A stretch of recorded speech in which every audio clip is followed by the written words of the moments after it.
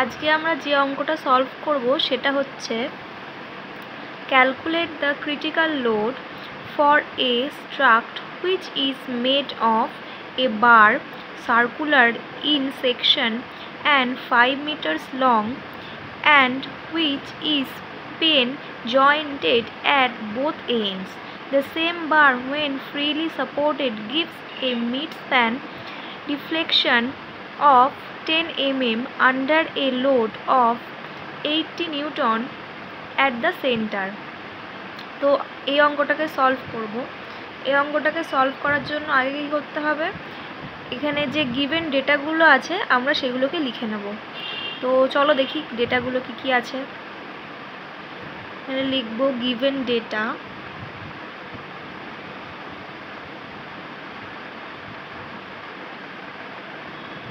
তো কি দেয়া আছে গিভেন ডেটাতে, এখানে 5 মিটার, 5 মিটারটাকে আমরা যদি mm এ কনভার্ট করি তো এটা কত হবে 5000 mm।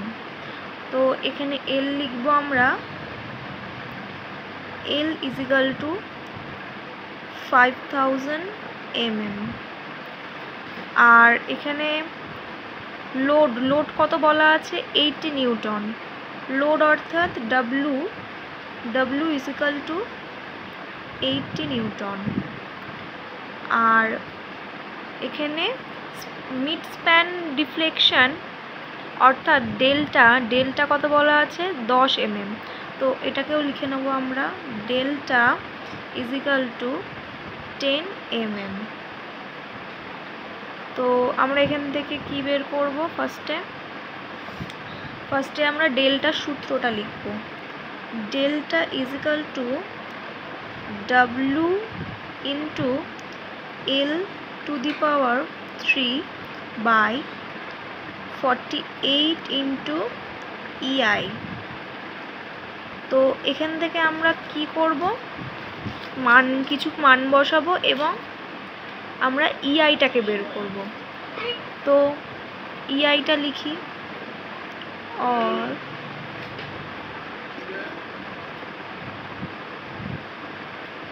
EI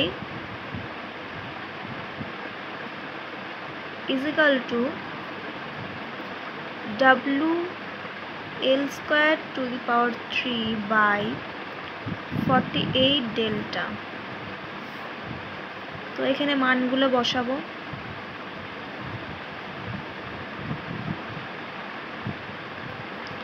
और EI is equal to W অর্থাৎ কত আছে 80, তো 80 ইন্টু L কত আছে 5000 two the power 3, 48 into delta কত 10, সেটা বসাবো 10। তাহলে এগুলোর মান বেরোবে কত,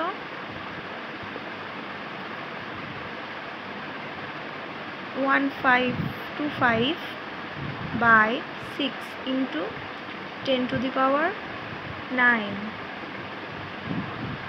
Newton mm square.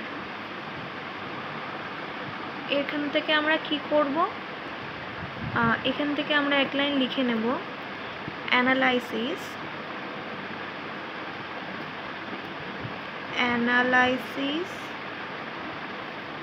as a struct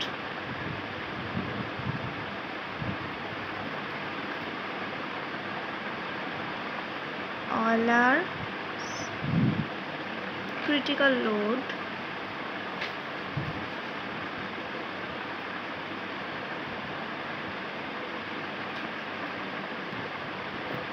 critical লোডকে আমরা P দিয়ে ডিনোট করি। তো P ইজ ইকাল টু, সূত্রটা লিখব এখানে,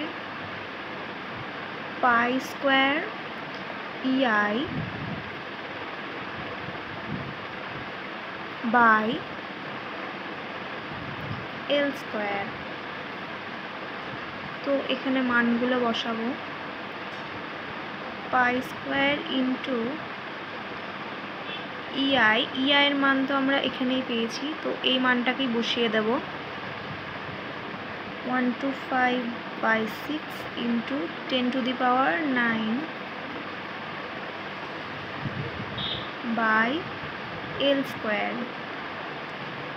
এল স্কোয়ারটাকে লিখবো আমরা, এল আমরা কত পেয়েছি, এল এখানেই আছে 5000 হোল স্কোয়ার। তো এটা ক্যালকুলেশন করলে পাওয়া যাবে 8225 নিউটন। তো আমাদের কোশ্চেনের মধ্যে ক্রিটিক্যাল লোডটাকেই ক্যালকুলেট করতে বলা হয়েছিল, তো আমরা এখানে ক্রিটিক্যাল লোড কত পেয়েছি, 8225 নিউটন। তো এটাই হচ্ছে আমাদের অ্যান্সার।